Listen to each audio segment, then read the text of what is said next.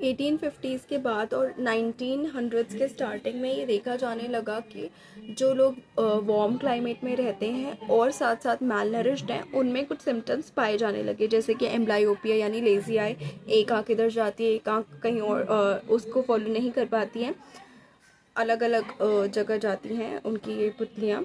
Nerve deafness यानी नसों की कमज़ोरी की वजह से होने वाले बहरापन। बर्निंग फीट पैरों में जलन। सेंसरी एटेक्सिया यानी इम्पेयरमेंट ऑफ सोमैटो सेंसरी नर्व्स, जिसकी वजह से जो है पोस्चुरल इंस्टेबिलिटी होने लगी। लैक ऑफ कोऑर्डिनेशन होने लगा, और ये लैक ऑफ कोऑर्डिनेशन बढ़ जाता था जब विजन हटा दिया जाए बंदे से। उसके बाद ये सारे सिम्टम्स देखे जाने लगे और ये पाया जाने लगा कि ये जो है माल न्यूट्रिशन की वजह से ज़्यादा हो रहे हैं। इसके साथ साथ देखा जाने लगा कि कुछ लोगों में स्पास्टिक पैराप्लेजिया यानी weakness and spasticity, stiffness of legs भी देखे जाने लगे, पैरों की स्टिफनेस भी देखे जाने लगी।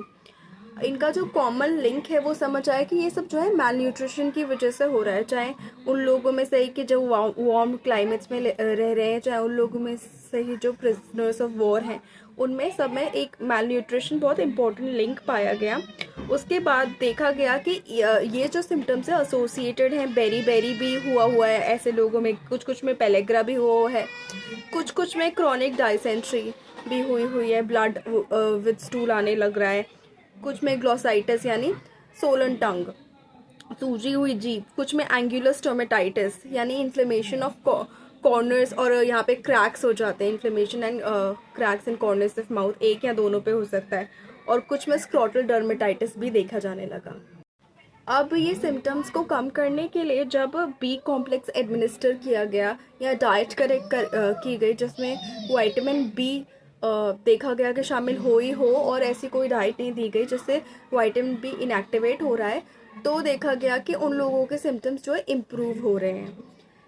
फिर ये धीरे धीरे पाया गया कि जो न्यूट्रिशनल न्यूरोपैथीज़ हैं in warm climates and in prisoners of war, वो एक्चुअली में विटामिन बी के किसी कंपोनेंट की डेफिशिएंसी की वजह से ज़्यादा है, क्योंकि उसी को कवर अप करके वो बेटर हो रहे थे। स्पेनिश सिविल वॉर यानी 1936 से 39 के दौरान ये देखा गया कि कुछ न्यूरोलॉजिकल सिम्टम्स जो है मैलनरिश्ड सिविलियन पॉपुलेशन में थी, कहाँ की, जो मैड्रिड में रह रहे थे उनकी। इनमें क्या क्या सिम्टम्स पाए गए, वही सिमिलर सिम्टम्स जैसे कि ग्लोसाइटिस डिजीज देखी गई, पेलेग्रा, एंगुलर स्टोमेटाइटिस देखा गया, क्रॉनिक डायरिया देखा गया, और इन सारे सिम्टम्स का जो कॉजेशन है वो ज़्यादातर विटामिन बी की डेफिशिएंसी को रिस्पॉन्सिबल ठहराया गया। सिमिलरली सेकेंड वर्ल्ड वॉर में बहुत सारे थाउजेंड ऑफ केसेस आए फार ईस्ट से। अब ये क्या कर रहे थे, इनमें क्रॉस माल न्यूट्रिशन था, बहुत ज़्यादा मैल न्यूट्रिशन था, जिसकी वजह से ये सिम्टम्स वहाँ पे भी पाए जाने लगे।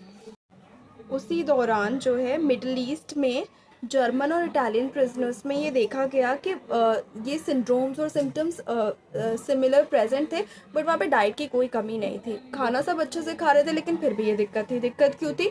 क्योंकि वहाँ के पेशेंट्स को क्रॉनिक एंड रिकरेंट डायरिया और डायसेंट्री होए जा रही थी।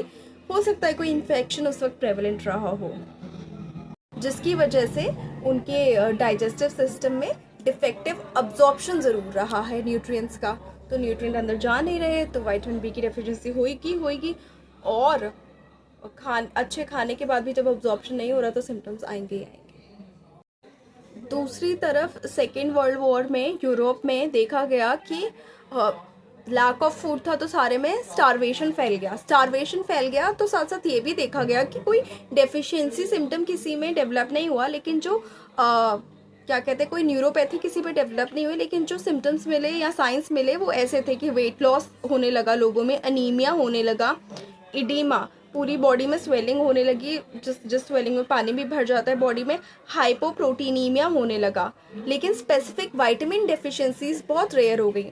इससे ये प्रिजम्पशन लगाया गया कि जब कैलोरी का इंटेक ग्रॉसली रिस्ट्रिक्ट हो जाता है, बहुत कम खाना हो जाता है, तो क्लिनिकल डेफिशिएंसी सिंड्रोम जो है अपने आप को डेवलप नहीं कर पाते हैं, क्योंकि अभी कैलोरीज ही नहीं जा रही, तो किस चीज़ की स्पेसिफिक जो है science and symptoms they body, अभी तो कुछ भी नहीं जा रहा।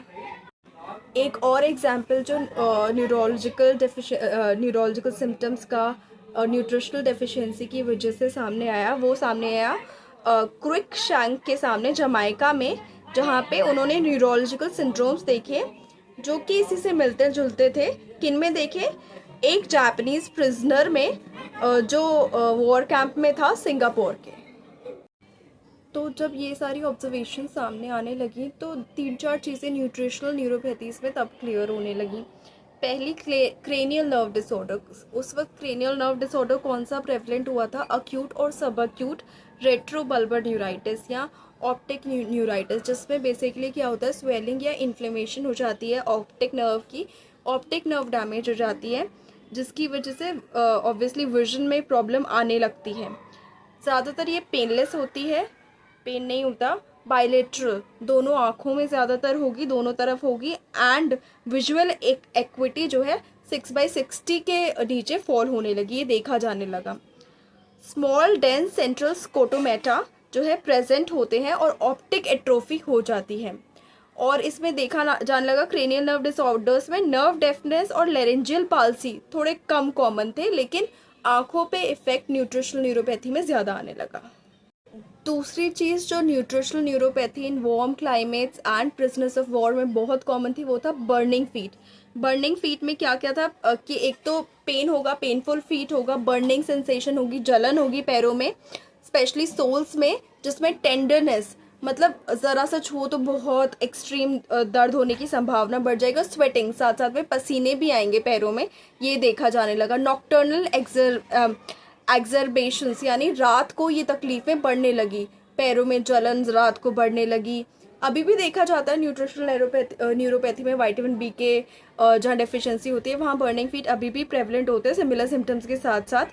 और इसमें ज़रूरी नहीं है कोई पेरिफेरल नर्व इम्पेयरमेंट हो ही हो, साथ साथ थोड़ा सा हाइपोएल्जेसिया अफेक्टिंग द टोज ज़रूर है, यानी टोज में जो है पेनफुल स्टिमुलाई की तरफ जो सेंसेशन है वो कम हो गई। तीसरी चीज़ जो nutritional neuropathies in warm climates और प्रिजनर्स ऑफ वॉर में देखी जाने लगी वो थी स्पाइनल एटेक्सिया। इसमें क्या होता है कि सबक्यूट कंबाइंड डीजनरेशन होता है स्पाइनल कॉर्ड का, यानी डॉर्सल और लेटरल कॉलम्स दोनों का डीजनरेशन होता है डीमाइलिनेशन की वजह से, यानी उनकी माइलिन शीट जो प्रोटेक्टिव कवरिंग है वो हट जाती है न्यूरॉन्स के ऊपर से, उस वजह से दिक्कत हो जाती है। क्या क्या दिक्कत होती है? पैराएस्थेसिया इन फीट, यानी अब नॉर्मल सेंसेशन होने लगती है, टिंगलिंग जैसी, प्रिकिंग जैसी, नमनेस होने लगती है, फील नहीं होगा फीट में, अनस्टेडीनेस इन गेट, यानी बंदा ढंग से चल नहीं पाएगा, इधर उधर गिरेगा। पावर जनरली रहती है लेकिन लॉस ऑफ वाइब्रेशन सेंसेशन हो जाता है। साथ साथ बंदा टोज की पैसिव मूवमेंट्स जो है कम अप्रिशिएट कर पाता है, कोई और उसके टोज को पकड़ के ऊपर नीचे कर रहा है वो उसको कम एहसास होगा। सुपरफिशियल सेंसेशन जो है कम इफेक्ट होती है।